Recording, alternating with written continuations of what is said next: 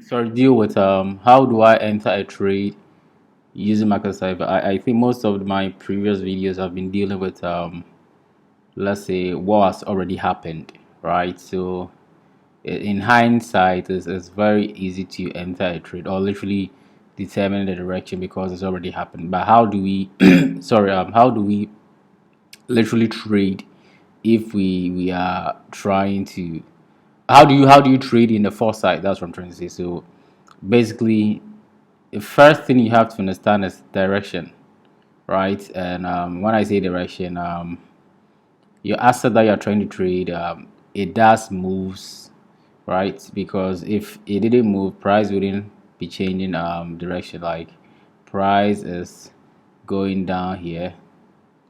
You understand? So in other words, the direction of price is literally being affected by certain oscillators, right? So your oscillators are what determine the very direction of price, if that makes sense to you. So how do we know in the foresight? Because this has already happened, so it's easy to say, oh, okay, the money flow is in the red. That's why our candles are falling. It's very easy to say that in the hindsight, but in the foresight, how do we make that upcoming prediction? That's when you also use the same oscillators as your reference directional algorithms.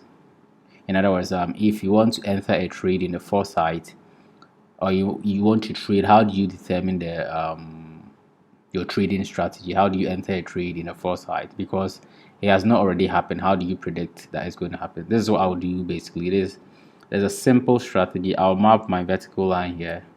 You understand? This is my vertical line, and I'm going to look at my time frames. So you do have to realize there's a zero line here. This is more or less like you. I don't use the word. Okay, let's say it's a mediator line. Let's say it divides the positive territories, and it also divides the negative territories. So this is the buying side, and this is the selling side. If you're new to this channel, kindly subscribe, comment, like.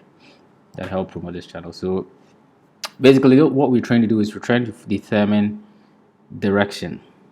So how do we determine direction? We have to also realize that time is also an important component, or it plays a very essential ingredient in trading. Time is a very essential ingredient in trading. So it's our time that literally helps us know the direction of our oscillators.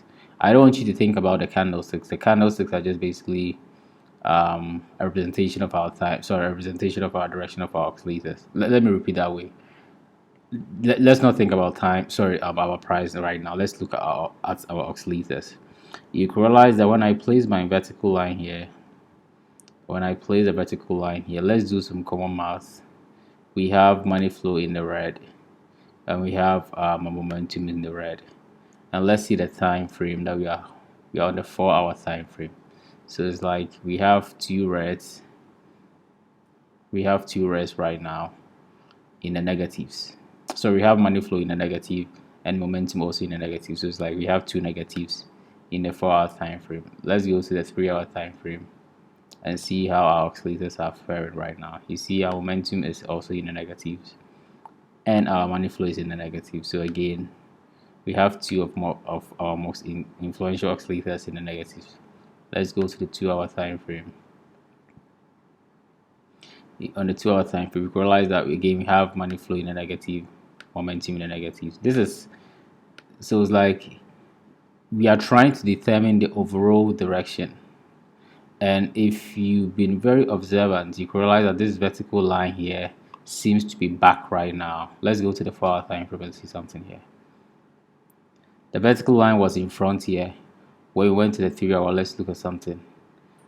Let's go to the 2-hour and look at where the position of the vertical line. The vertical line right now is back. It means on a 2-hour time frame, there's a big difference between, not necessarily a big difference, but the lower the time frame, the more the movement. You understand? The higher the time frame, the lesser the movement. So it's like we've moved. This is all movement. The money has moved. Money has moved. Is it going up or is it still in the negatives? How would you know? So let's go to the 1-hour time frame to see the overall direction. So in the 1-hour time frame, realize that the vertical line is now back more, and money flow is still in the negatives here, and momentum is still. You have like three, or more or less like one, two, three, four of our time frames saying more or less like the same thing. Like we have majority of our oscillators in the negatives. So it's like the more you navigate backwards, let's go to the 45 minutes, the more you get to see the overall direction. On the 45 minute, you realize that we are in a negative, right? Momentum is also in the negative. So it's like, and take a very keen look at our vertical line. It's now far back. So it's like our oscillators are moving. They always move. They move. So it's like, if you want to know how to enter a trade, look at the very movement of your money flow and your oscillators. How do you know the movement? Navigate amongst all higher time, not necessarily all higher time, but higher time frames, lower time frames to find. Let's say I want to use this word, like you need so much. You need so much data from different time frames saying similar thing to confirm your trading entries. Makes sense? It's like, if multiple of your oscillators are in a negative on different time frames, it means this is a bearish sign. You just don't base your trading on just a single data, in other words, a single 1 hour, and showing that our oscillators are in the positive, so that's a time too long. No, you need enough data.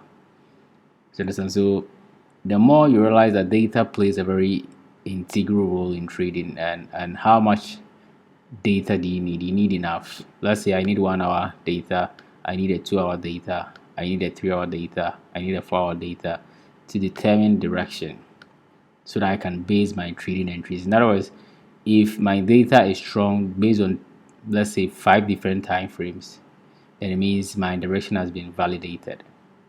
But I just can't do it on just a single time frame. You understand? Because if you're doing it on a single time frame, that's just a fragment of the data. So if we could do, let's do a backtest and see what happens. Price, how price responded, and how our oscillators also responded. So if you were tracking this side, you could realize the money flow was heading towards the positives, and it's nothing bad if you see money flow heading towards. So if I was going to enter a long, I would probably might have started here, because money is entering into the asset, sorry, and my momentum also came down. Then again, we had a bullish sign here, a green dot, and you can realize that this is the best time to long, because we have two most influential oscillators heading towards the positives. But how would I have known? You would have known if you have navigated amongst time frames to know the very direction of your assets. Like, if you didn't do that, then you wouldn't know, because you have to navigate to know the overall direction. So a long would have started from this side, because money is in the positives, is heading towards the positives, meaning price will spike up. And let's see what happens to price. You can realize from this side, price moved up, up, up, up, up, up. So you could have made a trade from just the side. You understand? So let's see what happened again here. When price moved, crossed the 60 line, came down again, then again, realized that we registered another green red dot here, which is a bearish sign, but we still had money in the assets. Money is still in the assets. And let's see how price came down. Of course, money momentum was also falling down here. So it's like, the more you backtest Market Cipher in the foresight, it's so accurate.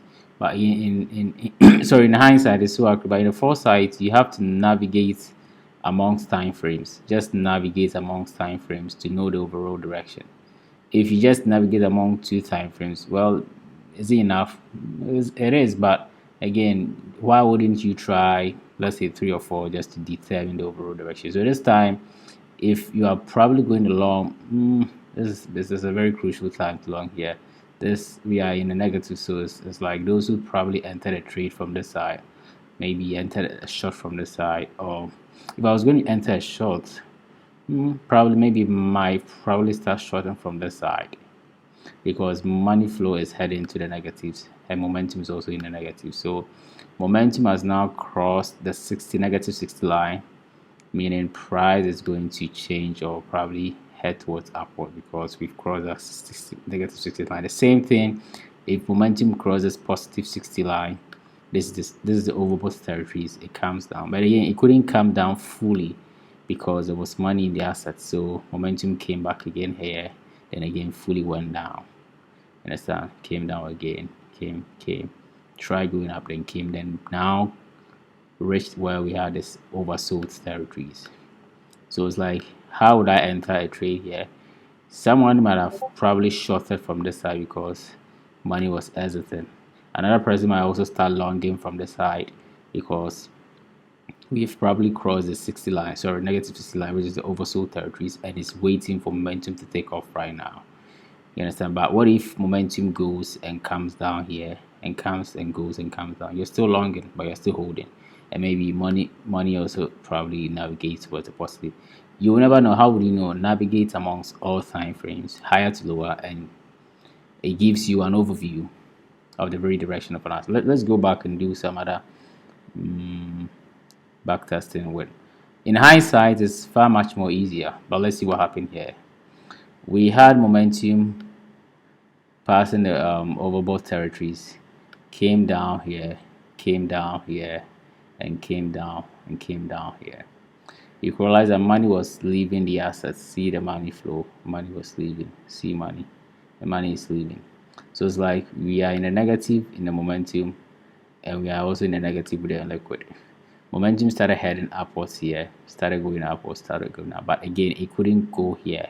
Why? Money is exiting the assets. So again came down, formed another strength to push up. Again tried,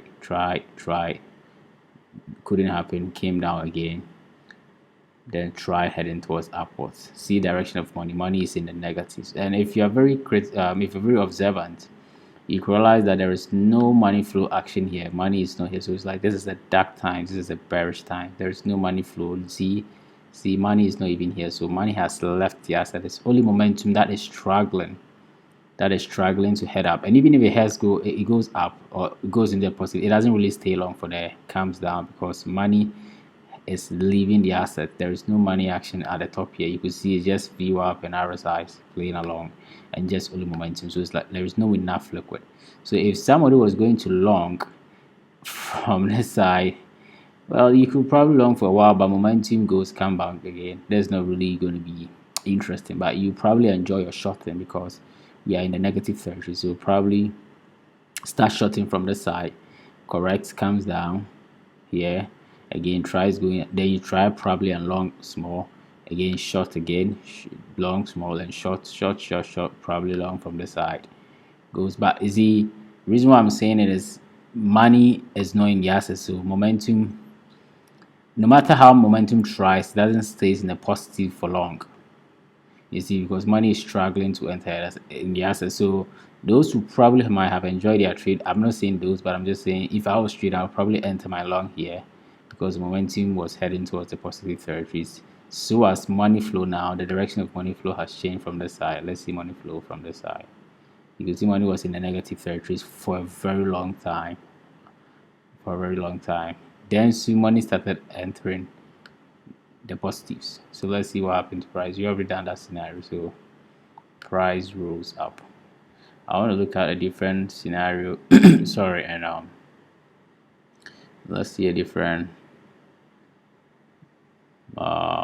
scenario that we could make reference from how money flow and but again I don't really want to be repeating myself over and over. We've seen so much about Market Cipher, but I think today's video I just wanted to talk about how do you enter a trade.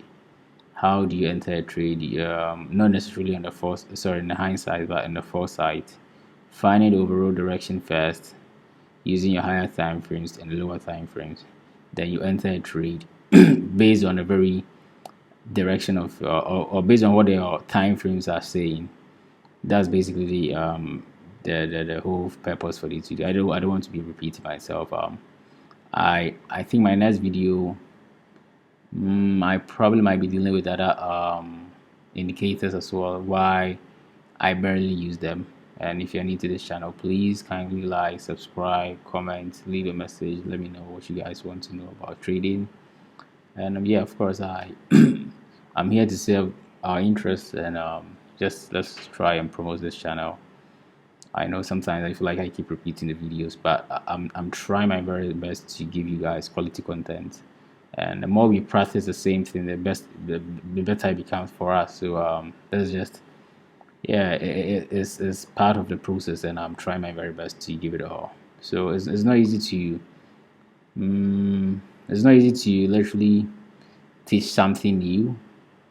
It's easy sometimes, but sometimes you also have to spend a lot of time to know what's going on, watch other videos and see what you're not doing right and what is missing, and try and improve on my lecturing, because it's not easy to be talking to yourself and still sounding, not losing your train of thought. That's what I'm trying to say. So it's not easy being in this position sometimes, but I'm trying my very best to give you guys solid content, and I appreciate you guys for everything you do.